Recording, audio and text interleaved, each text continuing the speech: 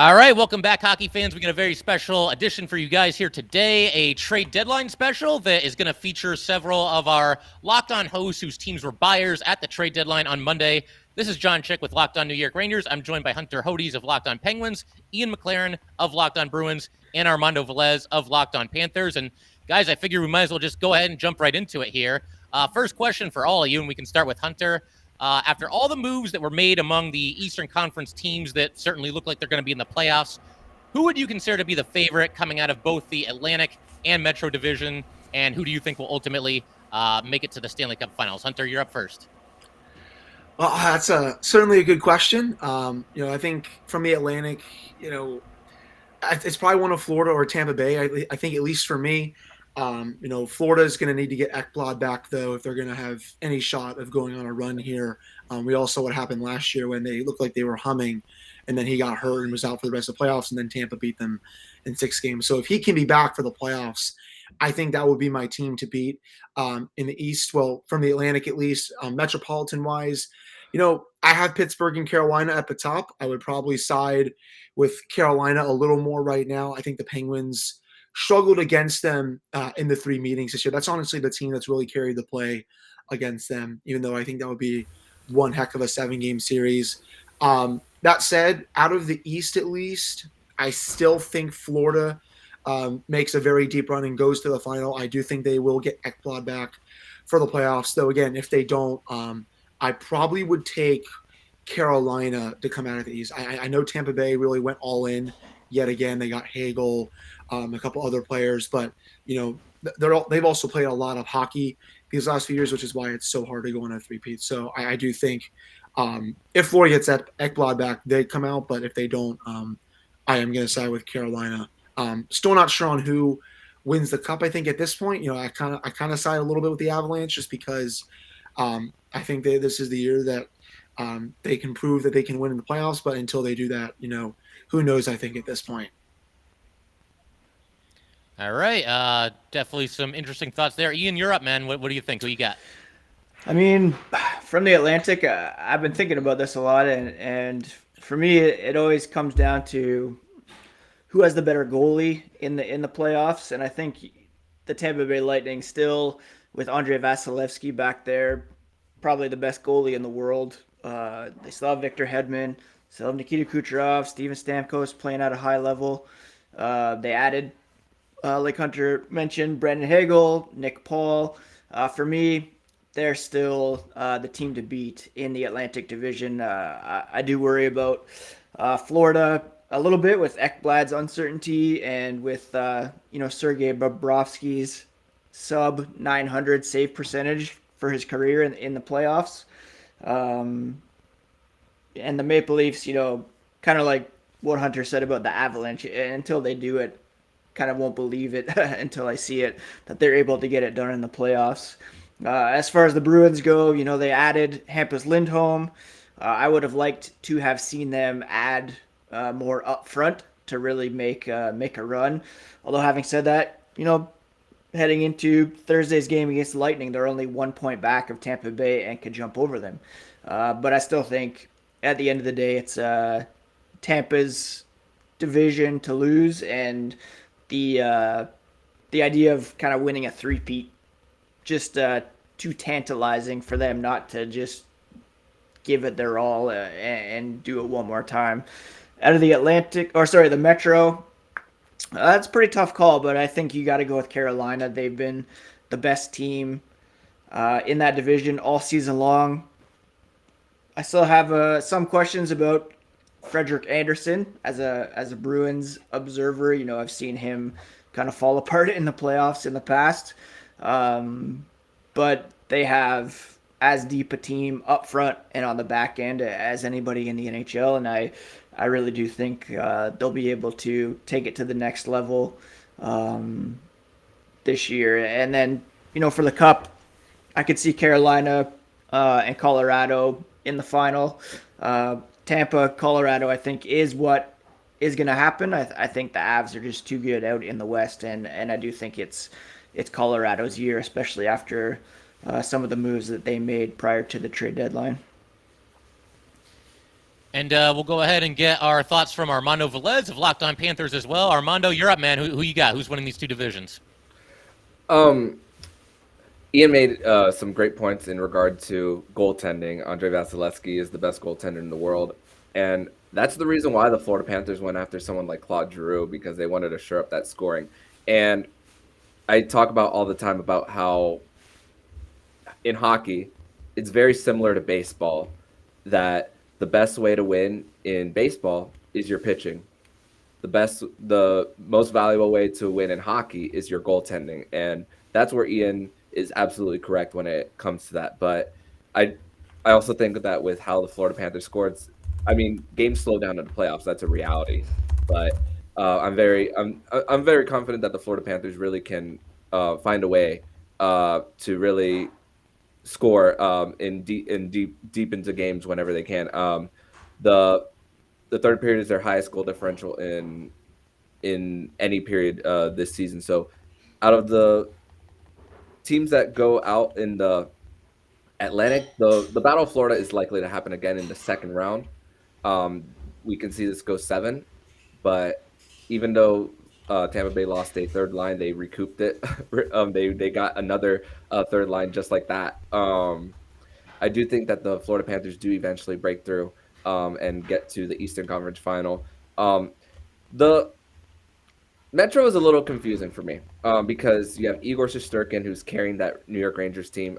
They got a little bit of a forward help in their middle six / bottom six, including Frank Pachano from the Florida Panthers as one of them. And the power play, if the New York Rangers aren't getting power plays, are they going to be able to make their way to the Eastern Conference Final? And that's the really thing I question as far as the Metro.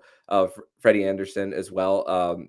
Ian also talked about Freddie Anderson. So what's he going to look like there? And of course, Pittsburgh, you can never count out Sidney Crosby and Geno Malkin there. They traded for Raquel from the Anaheim Ducks to get some help there as well. And I know Chris Letang is going to be a free agent this off seasons, but I just saw that he had a power play goal last night, so he's still definitely got it. You can never count out the Pittsburgh Penguins, but I think when push comes to shove, I think the Pittsburgh Penguins are actually going to come out of the Metro over Carolina because of the experience. You can never count out Sidney Crosby.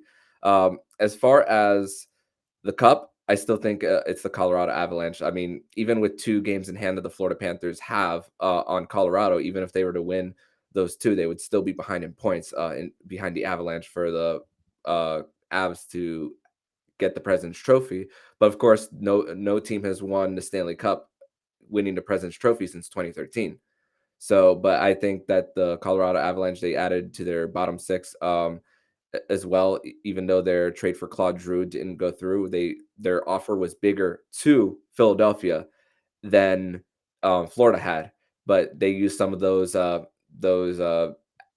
would assume assets that they would have traded for Giroux to fill up their bottom 6. So I still think that that Colorado is this is their year to win it. Yeah, and I don't weigh in as far as these division winners are concerned. For the Metro Carolina Hurricanes, obviously I'm a Ranger fan, but it's a very unique situation in the Eastern Conference because unlike a lot of years, we've pretty much known for quite some time. I mean, there's no guarantees, but it certainly looks like, the 8 playoff teams that were looking like they were going to remain in those positions are indeed going to remain in those positions. So it's unique in and of that reason itself. But, for the Metro, I'm going to go with the Hurricanes just because I think this team is absolutely loaded from top to bottom. It's a team that's kind of been knocking on the door the past couple of seasons. And on top of, all the great players that they returned this year, they've now got Freddie Anderson standing on his head and having a Vezina-worthy season out. They're obviously not the highest scoring team that's going to be in the playoffs. I believe they're about 11th or so in goals per game, but we know how the playoffs can be. There's a lot of grinded out, blue collar type games. And I think that suits the Canes style just perfectly. They lead the NHL in goals allowed. They have the best, they lead that stat, in the entire NHL. And again, Freddie Anderson is just killing it for them. But it's very, very conflicted if the Canes, go on to win the Stanley Cup, because right now it feels like they have about 25 different former New York Rangers on the team. So that'd be a very bittersweet moment for me. But again, I think the Canes, they're looking really good. And as a Ranger fan, I've been emphasizing the importance of staying out of fourth place because I want no part of that team in the first round. We know the 4 teams that are going to make it, but I'd much rather the Rangers play the Penguins or the Capitals in the first round rather than the Carolina Hurricanes. And as far as the Atlantic, I'm going to go with the Panthers. Ian, I think you made some great points about the Tampa Bay Lightning, and certainly, they're a threat to get a three-peat. But I just think that, that'd kind of be like the standard answer. So I kind of want to go against the grain a little bit. And I love the moves that the Panthers made it at the trade deadline this season. Bring in Ben Sherratt, bring in, Claude Giroux as well. It's just kind of a case of the rich getting richer. And, they just got a great team. And it's a team that's kind of been knocking on the door the last couple of seasons as well. So I'll say for the Eastern Conference Finals, give me Hurricanes and Panthers. And sorry, Armando, but I think the Hurricanes are going to pull it out there and end up in the Stanley Cup Finals. But we'll continue rolling. We're just getting started here, scratching the surface. But first, just want to let everybody know today's episode of Locked On New York Rangers is brought to you by BetOnline.net. It's that time of year again, as college basketball's tournament is finally upon us. From all the latest odds, contests, and player props, BetOnline.net is the #1 source for all your sports betting needs and info. BetOnline remains the best spot for all your sports scores, podcasts, and news this season. And it's not just basketball. BetOnline is your continued source for all your sporting wagering information needs, including live betting and your favorite Vegas casino games. Head to the website today or use your mobile device to learn more about the trends and action. BetOnline, where the game starts. And we just want to thank everybody for making all these great Locked On shows your first listen every day. We are free and available on all platforms. And I should also mention that there were a couple of Locked On hosts that were not able to join us today for this impromptu post-trade deadline edition here, but they were nice enough to send in a couple of videos. And we're going to go ahead and get some thoughts from the guys from Locked On Avalanche, on how the Avs fared at the trade deadline. Just get their general thoughts, and we're going to hear from them right now. How's it going, everybody? Chris and Kyle from Locked On Avalanche. And while we couldn't be part of the trade deadline roundtable, we still wanted to put in our 2 cents on how the Avalanche did at the trade deadline. And I think I speak for both of us when we say that Joe Sakic pretty much hit a home run with the trade acquisitions for the Avalanche. Nothing that's I would say a massive splash, but there were needs that the Avalanche needed to address. And I think that the Colorado Avalanche and Joe Sakic did that hand over fist. Especially when you look at the names that Sakic went and acquired in the trade deadline and what he gave up for these pieces. It doesn't make a lot of sense until you look at how it's applied to the lineup. The Avalanche aren't really a team that need to go out there and get that household name to solidify the team as a whole. With names like Cale Makar and Nathan MacKinnon already on this roster, you just need an additional piece to get you through the playoffs because as the defending President's Trophy champion, you know how to win the regular season. You just need to win the cup, and that's what these pieces are going to help you do. Yeah, great point. And for you get Josh Manson, who helps you on the defensive end.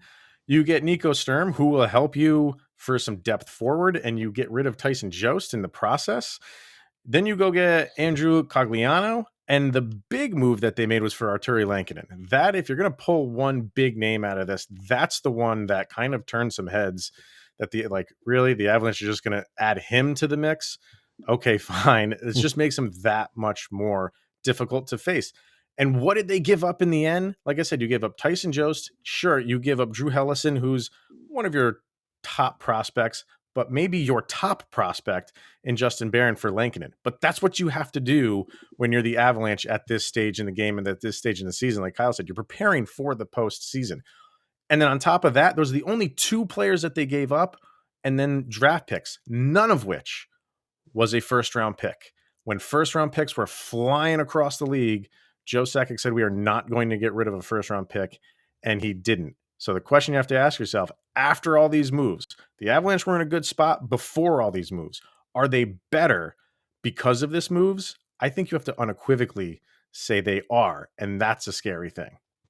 Not only is Sakic building for this year and winning the cup this year, knowing that contracts are up in the next coming years for some star players on the team, we still hold those first-round draft picks. So he's building for the cup this year and still maintaining for years to come.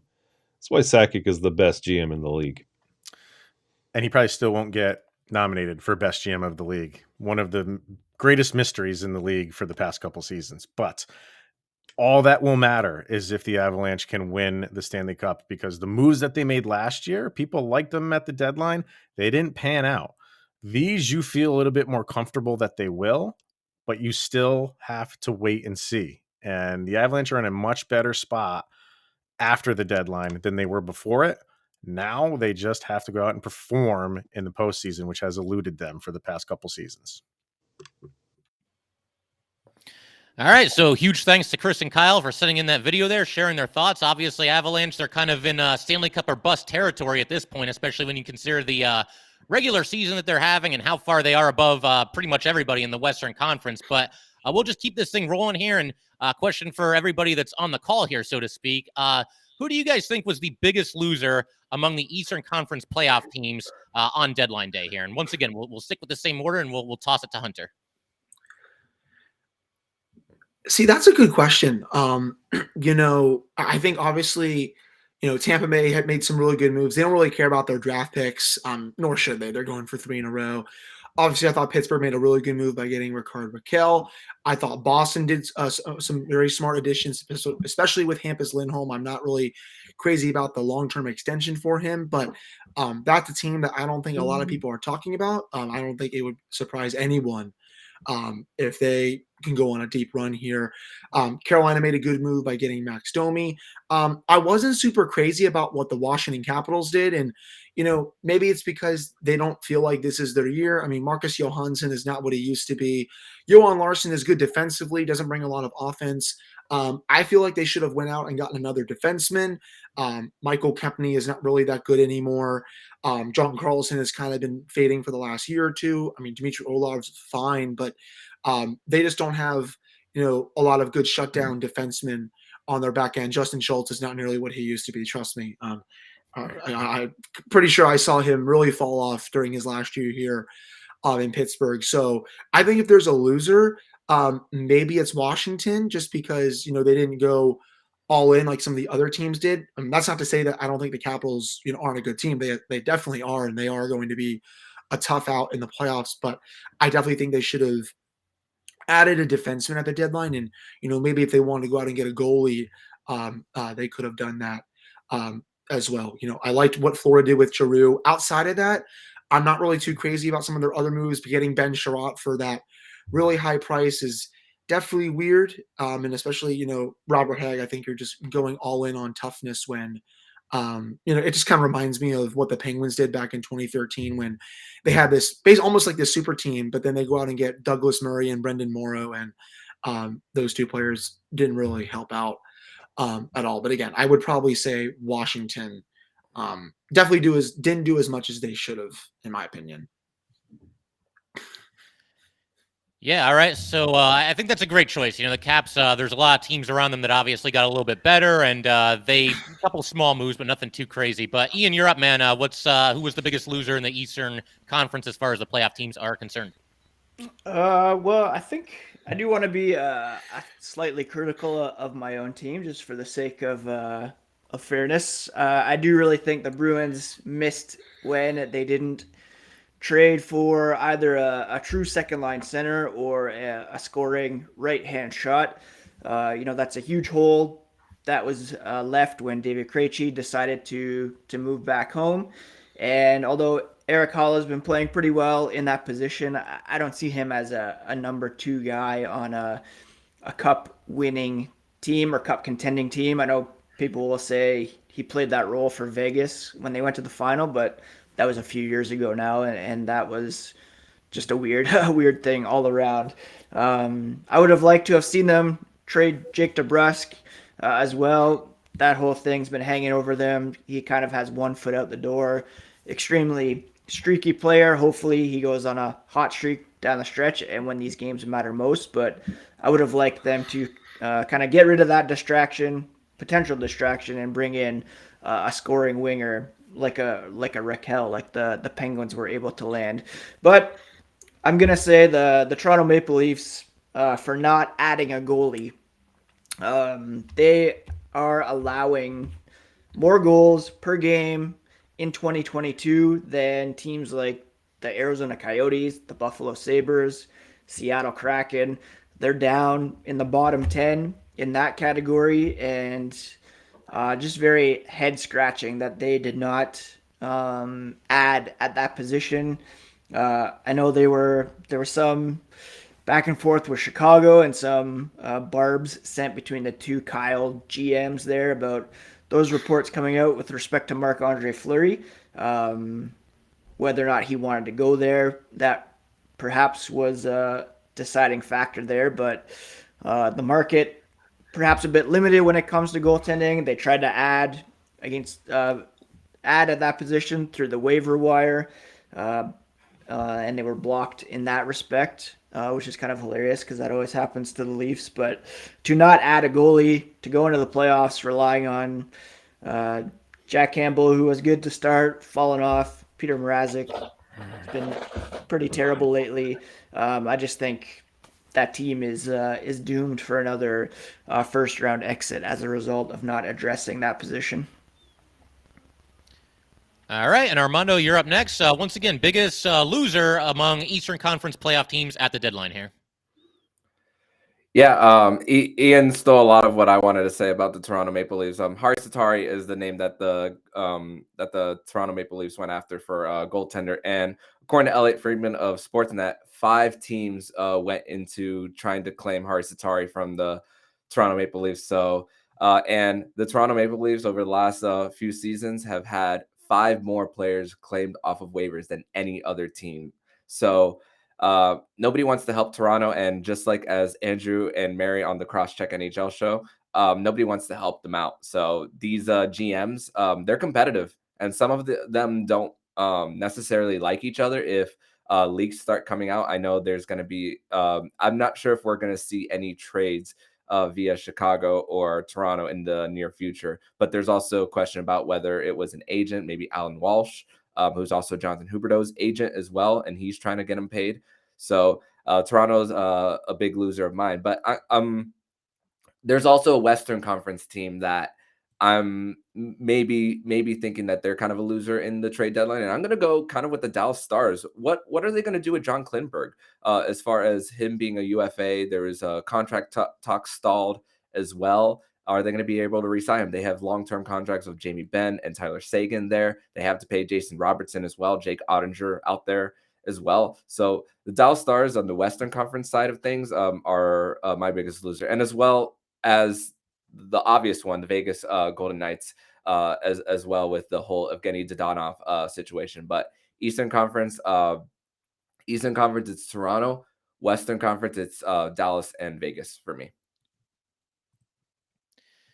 Yeah, and I'm going to go ahead and agree with Hunter. I think the biggest losers among the Eastern Conference team, definitely the Washington Capitals. Now, they did make a couple of small moves. Vitek Vanacek, Marcus Johansson both brought in. But the way I see it, the Capitals, they're not getting any younger. This is a veteran team.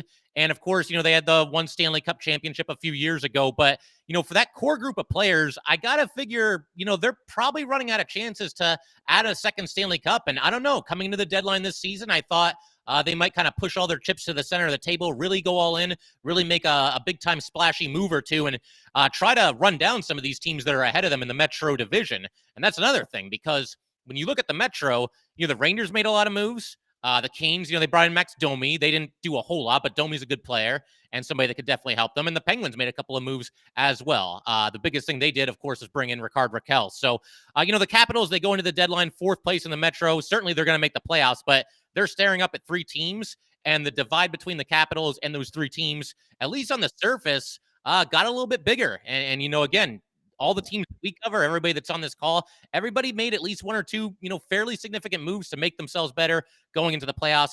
The Capitals didn't, and I don't know. I mean, that's going to be tough for them to overcome, I think, come playoff time, because even as things stand, I think they might be destined for yet another first-round exit. We'll see how it shakes out.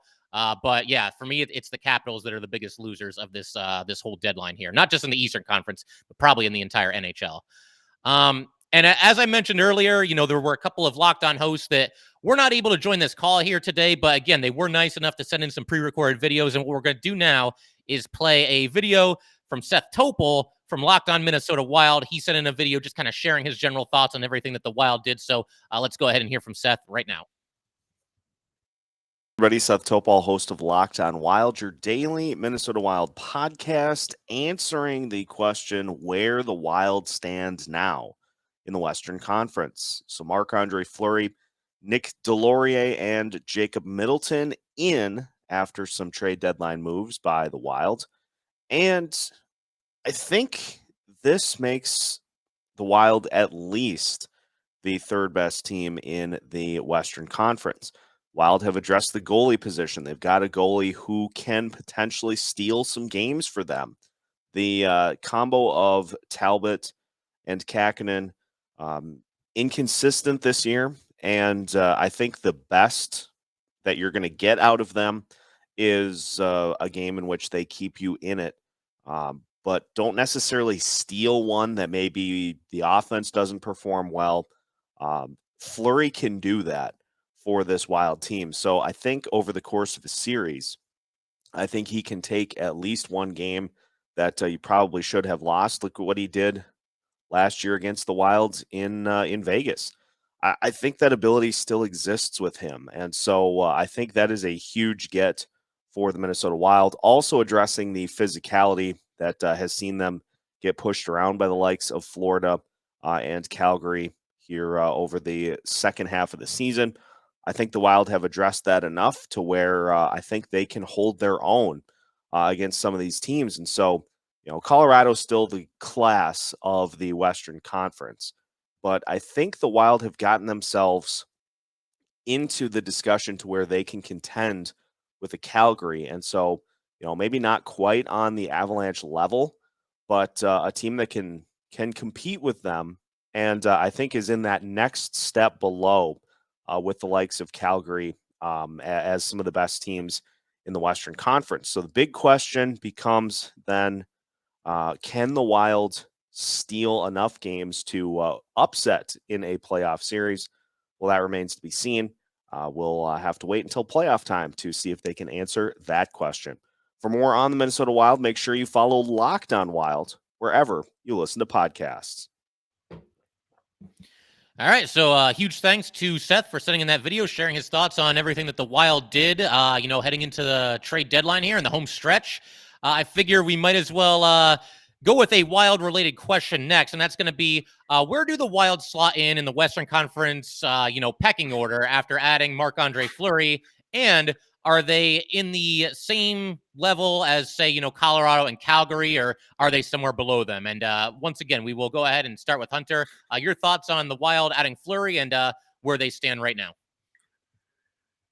Yeah, I definitely think Minnesota's, in the tier below, I think Calgary and Colorado. I think some people do sleep on the Flames this year. I know the Avalanche are obviously the big talking point for the West, but Calgary is right up there as well. I think they're going to bully someone in the first round. But Minnesota, I think they can play with those two teams. Remember, last year they played with Vegas pretty well in that series, and I know they ended up losing to them. If I'm not mistaken. I think it was like 5 or 6. I don't think it was a 5 or 6. I think it was actually a 7-game series. But they showed that point that they can play with some of the top teams in the West. And, getting Marc-Andre Fleury, that's a big acquisition for them. I personally didn't think he was going to move, but, then I did realize Billy Guerin is the GM in Minnesota. Him and Fleury have had a lot of history. They won a Stanley Cup together in 2009 when Billy G was still playing with the Penguins. Then obviously he was assistant general manager with Pittsburgh when Fleury was there. So they're definitely pretty tight. And I think that's the main reason that he did end up going to Minnesota. But, Kaprizov is a one-man wrecking crew. He can, come alive in an instant. Matt Zuccarello is having one heck of a year. This is a team that can definitely, I think win a round or two. I think maybe win a round. I think at least one round right now. I'm not really sure if they're going to win two. But for me, they're definitely in that tier below Colorado and Calgary. I would probably rank them as the third best team in the conference right now, just looking at the Pacific Division and the rest of the Central. I know St. Louis has had a really good year, but if those two teams were to play in the playoffs, I would probably give the small edge to Minnesota, at least in my opinion. All right, and Ian, your thoughts on the Wild picking up Marc-Andre Fleury and where they currently stand in the Western Conference pecking order?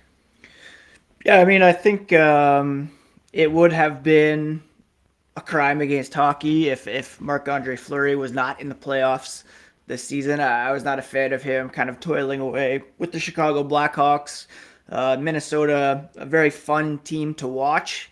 And I do agree with Hunter. I think they could certainly take the St. Louis Blues if they were to match up in the first round. However, I still do think that Colorado, even Calgary, those two teams are the class of the Western Conference, and it would take, a pretty vintage or all-world performance from Marc-Andre Fleury in order to take down one of those two teams, especially the Avalanche. That's who Minnesota would most likely have to get through in order to advance to the Western Conference Finals.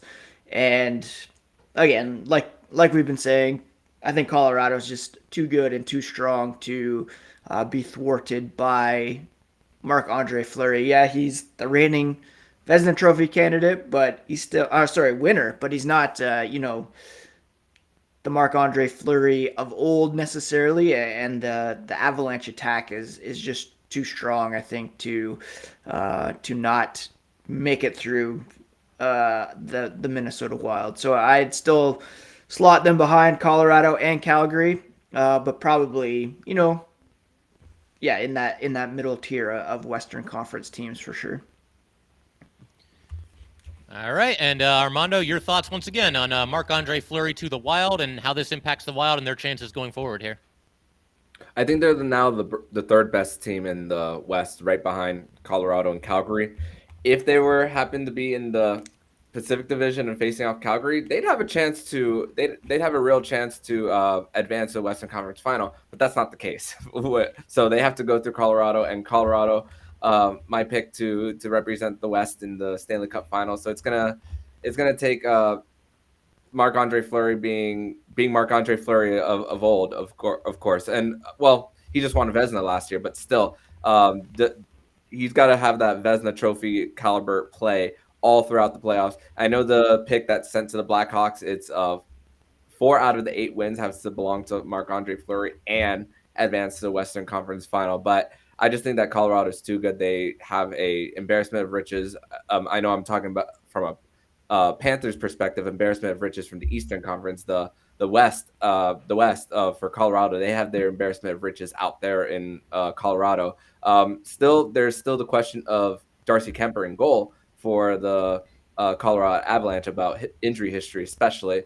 But with the firepower that the Colorado Avalanche have, I think that they're gonna advance past the Minnesota Wild and represent the Central Division in the Western Conference Final against the Calgary Flames.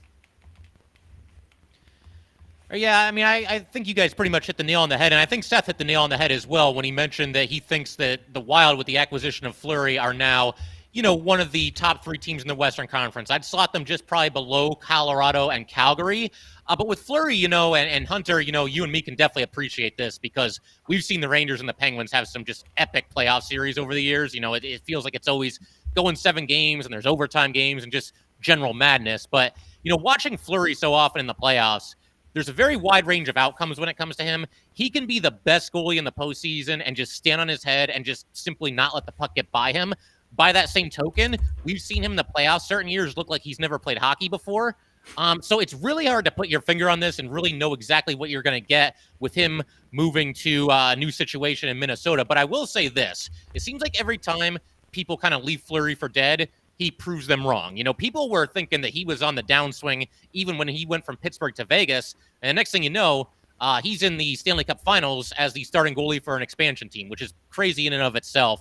But I think, his stats aren't the best this season, but obviously he was on a pretty hopeless situation in Chicago. I think getting onto a better team will kind of reinvigorate him. And, like I was talking about with the Capitals, we don't know how many more chances they're going to get this. This is kind of the same thing, but it's with an individual player. We don't know how many more chances Marc-Andre Fleury is going to get to go on a Stanley Cup run. I believe he's like 36 or so now, so starting to get up there a little bit. But I think he's going to play well for this Minnesota Wild team, and I think they're absolutely a threat. I think for sure they'll at least get out of the first round. I would take them in a series against the Blues, which I believe is who they'd be lined up to play if the season ended right now. And if they played the Avalanche in the second round, I think that series would be a doozy. I think it's going 7 games, and buckle up for a series like that. And it'd be fun for us to watch, guys, because when you watch your own team in the playoffs, you're on pins and needles and you're yelling at the TV and all that stuff. But when you're watching, 2 other teams that you're kind of indifferent toward, you can just kick back and watch some good hockey. But yeah, Fleury, he definitely tips the scales a little bit in the Western Conference, and I'm definitely looking forward to seeing what he can do for the Wild come playoff time. So, yeah, I mean, to me, the Wild, they're right there. They're right there with the Flames and the Avalanche, and I think they've got a chance to end up representing the West. But that kind of leads me into the next question that I wanted to ask everybody, and that is, do any of these teams in the Western Conference stand a chance against the Avalanche? As we talked about, the Avs, they're head and shoulders above everybody as far as current record. But does anybody think that, any certain teams are a threat to them, or is there a team that might even be considered the favorite over the Avalanche? And once again, Hunter, you've got the floor. I think Calgary can really give them a series. Johnny Gaudreau is having one hell of a season. I know he's an unrestricted free agent after this year, but he's really showing that he's going to get his money. That's for sure. But honestly, Calgary is really deep. Lindholm on the top line as well. They got Tyler Toffoli from Montreal over a month ago. Matthew Tkachuk is on the second line. Mikael Backlund, Blake Coleman, Kalle Yarncrux. Sean Monahan's on the fourth line, and he's a pretty decent player. Defensively, I'm not too crazy about them, even though Hannafin is pretty decent. Chris Tanev's having, a nice little renaissance these last couple of years. But goaltending-wise, they have a goalie that can stand on his head whenever, and he was doing that a lot this season. That's Jacob Markstrom. He's been one of the best goalies in the league. And Daryl Sutter has done one heck of a job with this team. I know usually Daryl Sutter teams are not the most fun to watch. I've kind of compared it at times to, Barry Trotz with the Islanders when they kind of just bore the game down. But, there's a lot of stars on this Calgary team that, they are a fun team to watch. And, any team that gets them, I think in the first round is going to have a rough time. And I do want to see, Calgary and Colorado go at it in a conference final because it would make for some very entertaining hockey. 2 very well coached teams. I think, if Daryl Sutter is not a top Jack Adams trophy contender, then I don't know what the heck we're doing here. But I definitely think if there's one team that can really match up against Colorado and potentially beat them, it's the Calgary Flames. All right. And Ian, your thoughts on any team in the Western Conference, or maybe even 1 or 2 teams that can potentially stand up to the Colorado Avalanche? Yeah, I certainly agree with Hunter. I think the Flames have the best chance of matching up with the Avs. Markstrom, probably a Vezina Trophy finalist. They're allowing, I believe, the second fewest goals allowed this season. Only Carolina is allowing fewer goals per game than the Calgary Flames. I still think, though, that even though they're a bit of a mess right now and they're not even guaranteed to make the playoffs, I think Vegas could still make some noise in the postseason, but there's so many ifs that go along with that. They need to get healthy Robin Lehner. They need to figure out their salary cap situation with Evgeny Dadonov being not traded. But if they can figure that out, and if they get Mark Stone back healthy, Max Pacioretty firing on all cylinders, Jack Eichel is in the mix. A lot of things have to come together for that team, but they always seem to do for Vegas. And I still think they could make some noise there in the Pacific Division. But ultimately, I really do think that it's Calgary or Colorado that comes out of the Western Conference. Having said that, we all know that it's rarely the top teams in each division that make it to the Final Four. There's always some surprises along the way. Not that Vegas would be a surprise based on who they have, but a lot of things would have to come together for them to come out of the West. And I think it's possible that it does work out for them. Yeah, a lot of people kind of counting out Vegas, but Ian, to your point, I think, if they do get in, they could be a threat for all those reasons that you just mentioned. We'll go ahead and toss it to Armando here. Armando, who's the biggest threat to the Avalanche over there in the Western Conference? Before I do, that's a lot of ifs, Ian. And Vegas has 16 games to figure out all of those ifs. So when it comes to all that, I go back to Calgary when it comes to former Florida Panthers goalie prospect Jacob Markstrom, who it took a little bit of time for him to develop. Spent a little bit of time in Vancouver, being traded for Roberto Luongo back in like 2014. So it took Jacob Markstrom a little bit of time to get accumulated to the NHL, and now great to see that Vancouver, even though he walked, that they are in pretty good position with Thatcher Demko in goal, but still goaltending is where what it comes down to. And even though if I had to choose a second team outside of the Flames or the Wild, maybe the LA Kings. You never know that what kind of play you'll get from Jonathan Quick. They don't score a lot of goals. The LA Kings are not a goal-scoring team, but you never know that their goaltending could possibly win a playoff series and make a little bit of noise in the Pacific Division.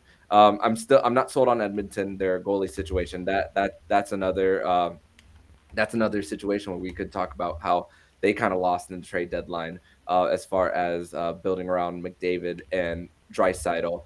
But maybe it's a big maybe with the LA Kings. But Calgary, they got the goaltending to match up against Colorado. Yeah, for sure. And Armando, I'm glad you mentioned the Kings there. They're one of those teams that I don't know that they're getting the respect that they deserve. I don't know how seriously they're being taken by, a lot of hockey analysts and just fans in general. But they've got an interesting mix of, talented young players, but then also, some veterans who have turned back the clock and a couple guys left from, the most recent championship team. So I think they're going to be interesting come playoff time. They could be a little bit of a dark horse. But let me just say, as far as, teams standing a chance against the Avs, everybody stands a chance. And that's what's great about the Stanley Cup playoffs because, I know a lot of people love March Madness, and me too. I'll check out the tournament and everything. But we all know when that tournament starts, a 16 seed is not going to win the national title. And when it comes to the Stanley Cup playoffs, I don't think you can really point to any team and just say, oh, they have no chance or that team has no chance. I don't know how many of us would have said that the Montreal Canadiens, for example, were going to make it to the Stanley Cup finals last season. And I think something else that you guys all touched on is the goaltending situation. And you look at the Flames. To begin with, they just have a great team. But on top of that, Jacob Markstrom probably having the best season of his career, somebody that should definitely be in the mix for a Vezina. And I'm still a very firm believer. I don't know if this is cliche or whatever, but a hot goalie and a good goalie can take you a long, long way in these Stanley Cup playoffs. And I think the Flames really have an edge there. And Markstrom, if he continues to do in the playoffs what he's done the entire season, then the Flames are a serious threat. And honestly, I think I might actually take them.